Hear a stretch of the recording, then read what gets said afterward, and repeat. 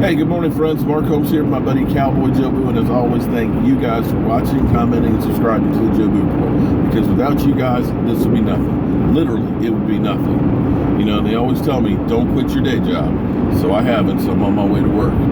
But how cool is it that tomorrow the playoffs start? And how great is it to sit here and be able to watch your team in the playoffs? Oh, I'm sorry, Eagles and Redskins. Forget that statement. How good is it to watch other teams in your division in the playoffs? I got to tell you, I couldn't be prouder of my Dallas Cowboys. The way they have handled this season has been incredible. To lose your starting quarterback, Dak come in, everybody support him, no off-the-field distractions. This team is truly a team. And believe me, they have literally been underneath the microscope. They have been hunting for a reason to down the Dallas Cowboys and to say, see, I told you so. You know, Stephen A. and his accident waiting to happen. Has Stephen A. had any predictions on the Dallas Cowboys this year that have come true?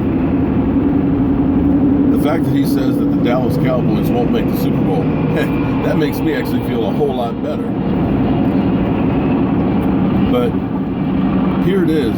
The Cowboys have a bye week. You don't hear about any Dallas Cowboy players going out, partying, getting in trouble, going on any trips or anything else. Now, the team did put out a memo saying, basically, at most, there's 30 days left to the NFL season. Do what you want then. Right now, no trips. But I don't think that was needed. I think people remember the debacle from Cabo. I think this team has a bunker mentality, that it's us against the world. Regardless of what the talking heads out there say or doubt about the Cowboys, it doesn't get inside that bunker. The fact that the defense was completely snubbed as far as the Pro Bowl, especially Sean Lee, I think that just makes these guys play harder. They feed on that. Dak Prescott throughout his career has always fed on that. Everybody's always doubted him. And he's the kind of guy that is kind of like me. I like to prove you wrong. And I think that's what the Dallas Cowboys are doing right now. And on the flip side, I kind of love how the media is just making light of Odell Beckham and everything he's done this week. If that were a Dallas Cowboy, you know we'd be hearing about it in nauseam. But here it is, you know, they fly to Miami, playoff week. Now, you got to understand, when Tony Romo went to Cabo, it wasn't playoff week. It was during the bye week. He flies to Miami, hangs out at a club, partying Justin Bieber, hangs out on a boat, flies back to New York, and he's not done yet. He's there doing hockey mask in the locker room, showing his dance moves and how he's going to celebrate when he gets a touchdown, and spoofs taxi cab drivers and this, that, and the other. So where's the focus on football? And if the Giants lose, man, they are going to lambaste him, or they should. But then again, he's not a Dallas Cowboy, so that's okay to get away with. But the Cowboys, I dare say, are laser focused, as I've said all season long. Nothing phases these guys. You know, they keep saying that Dak Prescott, he's a rookie and his butt's going to tighten up like crazy, but he's already played in Lambeau Field. He's already gone to Heinz Field and played. He's already been under the scrutiny in the microscope from day one, and even as they've tried to start a quarterback controversy. I mean, think about that. Here it is, you have Tony Romo, a beloved quarterback of the Dallas Cowboys. An all-pro, a great quarterback. And he literally can't get on the field because of the way this guy played. And it's not just that.